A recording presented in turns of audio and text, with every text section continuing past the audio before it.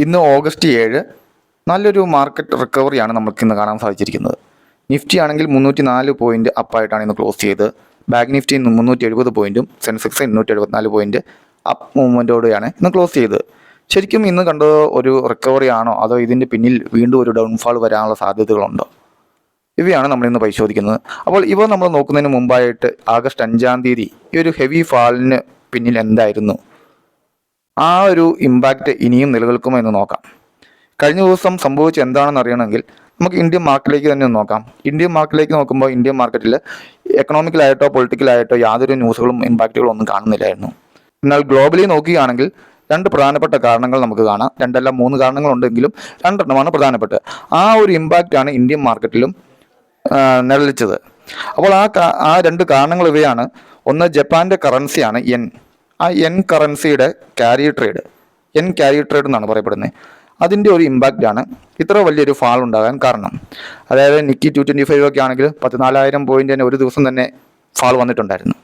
N carry trade എന്ന് വെച്ചാൽ നമുക്ക് അറിയാമെന്ന് പ്രതീക്ഷിക്കുന്നു, നമ്മൾ എല്ലാവരും തന്നെ ഇപ്പോൾ വായിച്ച് കേട്ടിട്ടുണ്ടായിരിക്കാം.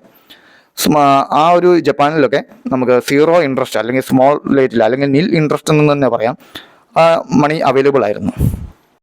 അവിടുത്തെ ആ ഒരു സീറോ റേറ്റ് ഇൻട്രസ്റ്റ് മണിയും കൊണ്ട് നല്ല ഇൻസ്റ്റിറ്റ്യൂഷണൽ ഫോറിൻ ഇൻവെസ്റ്റേഴ്സൊക്കെ നല്ല റിട്ടേൺ തരുന്ന നാസ്ഡാക്കിൽ മറ്റ് വേൾഡ് വൈഡ് ആയിട്ടുള്ള ഇൻഡെക്സുകളിലൊക്കെ മാർക്കറ്റിലൊക്കെ മണി പമ്പ് ചെയ്തുകൊണ്ടിരുന്നു. ഈ ഒരു സാഹചര്യത്തിൽ ഇങ്ങനെ പോകുമ്പോൾ അവിടെയും ഒരു ഇൻഫ്ലേഷൻ്റെ പ്രതീതി വന്നുകൂടുന്നുണ്ടായിരുന്നു. അപ്പോൾ ആ ഒരു പ്രതീതി മറികടക്കാനായിട്ട് ഇൻട്രസ്റ്റ് റേറ്റ് ഹൈക്ക് അവിടെ ചെയ്യുന്നുണ്ട്. ജപ്പാൻ്റെ കറൻസി അപ്രീസിയേഷൻ സംഭവിച്ചു. ആയതിനാൽ തന്നെ അവിടെയുള്ള ഇൻട്രസ്റ്റ് റേറ്റ് ഹൈക്ക് ചെയ്യുക വന്നപ്പോൾ തന്നെ ഇൻവെസ്റ്റേഴ്സ് ഉടൻ തന്നെ ഒരു പാനിക് സെല്ലിംഗ് മോഡിലോട്ട് തിരിഞ്ഞിട്ടുണ്ട്. മറ്റു മാർക്കറ്റുകൾ ഇൻവെസ്റ്റ് ചെയ്തിരുന്ന മണി അവർ തിരിച്ച് ജപ്പാൻ മാർക്കറ്റിലേക്ക് തിരികെ കൊണ്ടുവരാനുള്ള ശ്രമം തുടങ്ങി. അതുകൊണ്ട് ഒരു പരിശ്രമത്തിലാണ് മാർക്കറ്റുകളെല്ലാം നല്ലപോലെ ഇടിഞ്ഞത്. അപ്പോൾ ആ ഒരു ഇമ്പാക്റ്റ് നമ്മുടെ ഇൻഡെക്സിലും എഫക്റ്റ് ചെയ്തു. അതേപോലെ തന്നെ രണ്ടാമത്തെ കാര്യം US ഇൻഡസ്ട്രിയൽ ഇൻഡെക്സ്, ആ ഒരു റേറ്റ് കാര്യങ്ങൾ ഹൈക്കുകളൊക്കെ, പിന്നെ അൺഎംപ്ലോയ്മെൻറ്റ് ഗ്രോത്ത് റേറ്റ് കൂടുന്നത്, ഇവയൊക്കെ നല്ലവണ്ണം US ഇമ്പാക്റ്റ് ചെയ്തിട്ടുണ്ട്. US ഒരു ഇൻഫ്ലേഷൻ്റെ പ്രതീതി വന്നു എന്നൊരു കൺസെപ്റ്റ് വന്നു തുടങ്ങി. എന്നിരുന്നാൽ തന്നെയും US ഒരു 70-80% ആൾക്കാരും സ്റ്റോക്ക് മാർക്കറ്റുമായിട്ട് ഡയറക്റ്റ് കണക്റ്റഡ് ആയിട്ടുള്ള ആൾക്കാരാണ്. അതുകൊണ്ട് തന്നെ അവിടെ ഒരു ഇൻഫ്ലേഷൻ പ്രതീതി വന്ന് അല്ലെങ്കിൽ സ്റ്റോക്ക് മാർക്കറ്റ് ഇടിയാനായിട്ടുള്ള ഒരു സാഹചര്യം US ഗവൺമെൻറ് ഡയറക്റ്റായിട്ട് എത്രയും പെട്ടെന്ന് എടുക്കത്തില്ല. അപ്പോൾ അവിടെ ഒരു ഇൻട്രസ്റ്റ് റേറ്റ് കട്ട് വരുന്നു എന്നൊരു സൂചനകളൊക്കെ വന്നിട്ടുണ്ട്. അത് ഏതെക്കാലം ഈ ഓഗസ്റ്റ് വരാൻ സാധ്യതയില്ല. പറഞ്ഞിരിക്കുന്ന പോലെ തന്നെ സെപ്റ്റംബർ അവസാനത്തോടു കൂടി തന്നെ കാണത്തുള്ളൂ. കാരണം നേരത്തെ ഒരു കട്ട് വന്നിട്ടുണ്ടെങ്കിൽ ആ ഇൻഫ്ലേഷൻ അവിടെ അത്രമാത്രം മൂർച്ഛിച്ചു എന്നുള്ളൊരു ന്യൂസ് സ്പ്രെഡ് ആകും. അത് വീണ്ടും ഒരു പാനിക് മോഡിലോട്ട് വരുമെന്നും തോന്നുന്നു. അപ്പോൾ അതുമാത്രമല്ല US ഒരു ഇലക്ഷൻ ഇയറും കൂടിയാണ്. സോ ആ ഒരു സ്റ്റോക്ക് മാർക്കറ്റ്, അവിടുത്തെ ഒരു മാർക്കറ്റ് കൺസിസ്റ്റൻ്റ് ആയിട്ട് നിലനിൽക്കുക എന്നത് അവിടുത്തെ ഗവൺമെൻറ്റിൻ്റെ ഒരു ഉത്തരവാദിത്തം കൂടിയാണ്. അപ്പോൾ ഈ 2 കാര്യങ്ങളും പിന്നെ ഇറാൻ-ഇസ്രായേൽ യുദ്ധത്തിൻ്റെ ഒരു പ്രതീതിയൊക്കെ ന്യൂസ് റിഗാർഡിങ് കാര്യങ്ങളൊക്കെ വന്നിട്ടുണ്ടായിരുന്നു. അപ്പോൾ ഈ പ്രധാനമായിട്ട് ഈ 3 കാര്യങ്ങൾ, ഈ 2 കാര്യങ്ങളാണ് നമ്മുടെ മാർക്കറ്റിനെയും ഗ്ലോബലി മാർക്കറ്റിനെയും അഫക്റ്റ് ചെയ്തത്. അന്നൊക്കെ നിഫ്റ്റി 25-ന്ന് 23,900 ആ ഒരു റേഞ്ചിലോട്ട് ഒരു 1000-1200 പോയിൻ്റൊക്കെ ഡൗൺ വന്നു.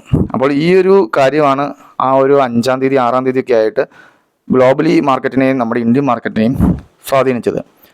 അപ്പോൾ ഇനി നോക്കുകയാണെങ്കിൽ ഈ ഒരു ഇമ്പാക്റ്റ് തുടരുമോ അല്ലെങ്കിൽ മുന്നോട്ട് നിഫ്റ്റി കയറിപ്പോകുമോ ഇല്ലയോ എന്നൊക്കെ നമുക്ക് കണ്ടറിയേണ്ടിയിരിക്കുന്നത്. എങ്ങനെയാണെങ്കിലും ഈ ഒരു 1-2 ആഴ്ചകൾ നമുക്ക് പ്രധാനപ്പെട്ടതാണ്. ഇന്ത്യൻ മാർക്കറ്റിന് മാത്രമല്ല ഗ്ലോബലി മാർക്കറ്റിന് എല്ലാവർക്കും പ്രധാനം തന്നെയാണ്. നിഫ്റ്റിയുടെ കാര്യം നോക്കുകയാണെങ്കിൽ ഒരു 23,500 25,000 ആ റേഞ്ചിൽ തന്നെ നിഫ്റ്റി റൗണ്ട് അബൌട്ട് കളിക്കാനാണ് കൂടുതലും സാധ്യതയുള്ളത്.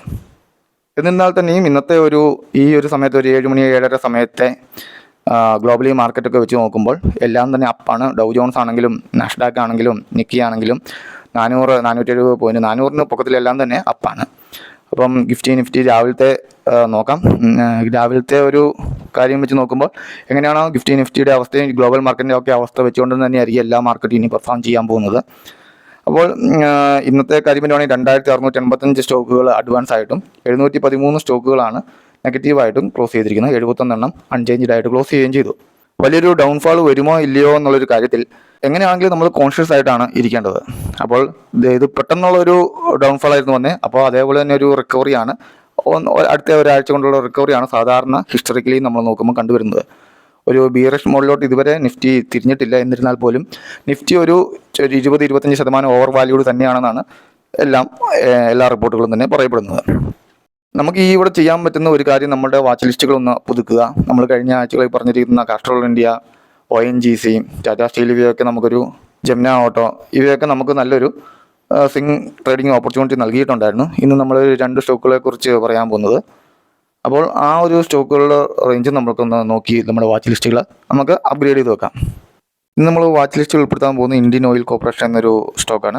ഈ ഒരു സ്റ്റോക്ക് നമുക്കറിയാം ടെക്നിക്കലായിട്ടും നല്ലപോലെ രീതിയിൽ മുന്നേറിക്കൊണ്ടിരിക്കുന്ന ഒരു സ്റ്റോക്കാണ്. അതേപോലെ തന്നെ പെട്ടെന്ന് തന്നെ ന്യൂസുകളിൽ ഇമ്പാക്റ്റ് ചെയ്യുന്ന ഒരു സ്റ്റോക്കുമാണ്. അപ്പോൾ ഇന്ന് 172 ഈ ഒരു സ്റ്റോക്ക് ക്ലോസ് ചെയ്തിരിക്കുന്നത്. ഒരു 5 പോയിൻ്റ് അപ്പായിട്ട് 172 ക്ലോസ് ചെയ്തിരിക്കുന്നത്. അത് ഇന്നലെ പ്രീവിയസ് ക്ലോസ് എന്ന് പറയുന്നത് 167. ഇന്ന് ഓപ്പൺ ചെയ്ത് 171, 172 വരെയാണ് ഇന്നത്തെ ഒരു ട്രേഡിങ് നടന്നിരിക്കുന്നത്. അപ്പോൾ ഒരു 5 രൂപ റേഞ്ചിൽ ഇന്ന് ട്രേഡിങ് നടന്നിട്ടുണ്ട്. 1 ഡേ നോക്കുവാണെങ്കിൽ 5 രൂപ പ്ലസ് ആണ്. 1 വീക്ക് നോക്കുവാണെങ്കിൽ 166 തൊട്ട് 172 രൂപ വരെ ഒരു 6 രൂപ റേഞ്ച് ബോട്ടിൽ ട്രേഡിങ് നടന്നിട്ടുണ്ട്. ഒരു മാസത്തെ നോക്കുവാണെങ്കിലും 166, 183 റേഞ്ചിലാണ് ഒരു 16-17 രൂപ റേഞ്ചിൽ സ്റ്റോക്ക് ട്രേഡിങ് നടത്തിയിട്ട്. അപ്പം ന്യൂസുകളിലൊക്കെ ധാരാളമായിട്ട് അഫക്റ്റ് ചെയ്യുന്ന ഒരു സ്റ്റോക്കും കൂടിയാണിത്. അതേപോലെ തന്നെ നല്ലൊരു ഗ്രോത്ത് ഉള്ള സ്റ്റോക്കുമാണ്. മ്യൂച്വൽ ഫണ്ടുകളായാലും മറ്റു കാര്യങ്ങളാണെങ്കിലും നല്ല രീതിയിൽ ഗ്രോത്ത് നോക്കുന്ന ഒരു സ്റ്റോക്ക് തന്നെയാണ് ഇന്ത്യൻ ഓയിൽ. ഒരു വർഷം കൊണ്ട് 100% റിട്ടേൺ നൽകിയിരിക്കുന്ന ഒരു സ്റ്റോക്കും കൂടെ തന്നെയാണ് ഈ ഒരു ഇന്ത്യൻ ഓയിൽ. അപ്പോൾ ന്യൂസുകൾ നല്ലപോലെ അഫക്റ്റ് ചെയ്യുന്നുണ്ട്. നമുക്ക് ഈ ഒരു സ്റ്റോക്കും കൂടെ വാച്ച് ലിസ്റ്റിൽ ഉൾപ്പെടുത്താൻ 160, 150 റേഞ്ച് ഒക്കെ നല്ലൊരു ലെവൽ തന്നെയാണെന്ന് നമുക്ക് പറയാം. അടുത്തതായിട്ട് നമ്മൾ വാച്ച് ലിസ്റ്റിൽ ഉൾപ്പെടുത്തിയിരിക്കുന്ന ഒരു സ്റ്റോക്ക് തന്നെയായിരുന്നു Mahindra and Mahindra financial services. ഒരു 280-300 റേഞ്ചിൽ ഇതെപ്പോഴും സ്റ്റോക്ക് ഈ ഒരു മാസം അല്ലെങ്കിൽ ഒരാഴ്ചകളായിട്ട് ട്രേഡ് ചെയ്യുന്ന ഒരു സ്റ്റോക്കാണ്. ഈ ഒരു സ്റ്റോക്ക് ഇന്ന് 10 രൂപ അപ്പ് മൂവ്മെൻറ്റിലാണ് ഇന്ന് ക്ലോസ് ചെയ്തിരിക്കുന്നത്. ഇന്ന് എല്ലാ സ്റ്റോക്കുകളും തന്നെ ഒരു നല്ലൊരു മൂവ്മെൻറ്റിലാണ് ക്ലോസ് ചെയ്തിരിക്കുന്നത്, കാരണം കഴിഞ്ഞ ദിവസത്തെ ഹെവി ഫാളിനൊക്കെ ശേഷം. അപ്പോൾ നോക്കുകയാണെങ്കിൽ ഈ ഒരു 293 രൂപയിൽ പ്രീവിയസ് ക്ലോസ് ചെയ്ത് 298 തന്നെ ഓപ്പൺ ചെയ്ത് ഒരു 5 രൂപ എബോവ് തന്നെ ഓപ്പൺ ചെയ്ത് 304 വരെയാണ് ഈ ഒരു സ്റ്റോക്ക് ഇന്ന് പോയിരിക്കുന്നത്. 237 രൂപ, 316 രൂപയാണ് ഈ ഒരു റേഞ്ചാണ് 1 ഇയർ 52 വീക്ക് ഹൈയും ലോയും എന്ന് പറയുന്നത്. അപ്പോൾ ഈ ഒരു സ്റ്റോക്കിൻ്റെ ഫണ്ടമെൻറ്റൽസ് ആണെങ്കിലും PE റേഷ്യോക്കാണെങ്കിലും ഏകദേശം ഒരു നല്ലൊരു റേഷ്യോയിൽ നിൽക്കുന്നതാണ്.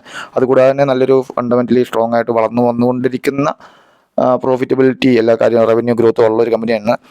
ആക്സിസ് ക്യാപിറ്റൽ ഈയിടെ ഒരു 350 രൂപ റേഞ്ചാണ് ഈ ഒരു ടാർഗറ്റ് തന്നിരിക്കുന്നത്. ഈ ഒരു 1-ാം തീയതി തന്നെ കൊടുത്തിരിക്കുന്ന ഒരു കോളാണത്. അപ്പോൾ ഈ ഒരു വാച്ച് ലിസ്റ്റ് നമുക്ക് ഉൾപ്പെടുത്താൻ നമുക്ക് ഒന്നെങ്കിൽ ഹോൾഡ് ചെയ്ത് പിടിക്കുക, അല്ലെങ്കിൽ ഒരു 280 റേഞ്ചിലൊക്കെ വരുമ്പോൾ നമുക്ക് ഒരു സ്വിംഗ് ട്രേഡിന് വേണ്ടിയിട്ടുള്ള ഓപ്പർച്യൂണിറ്റി ആയിട്ട് നമുക്ക് പരിഗണിച്ച് കയ്യിലെടുക്കാവുന്ന ഒരു സ്റ്റോക്കും കൂടെ ആണെന്ന് നമുക്ക് വേണമെങ്കിൽ പറയാം. ഇതും നമുക്കൊന്ന് വാച്ച് ലിസ്റ്റിൽ ഉൾപ്പെടുത്താം.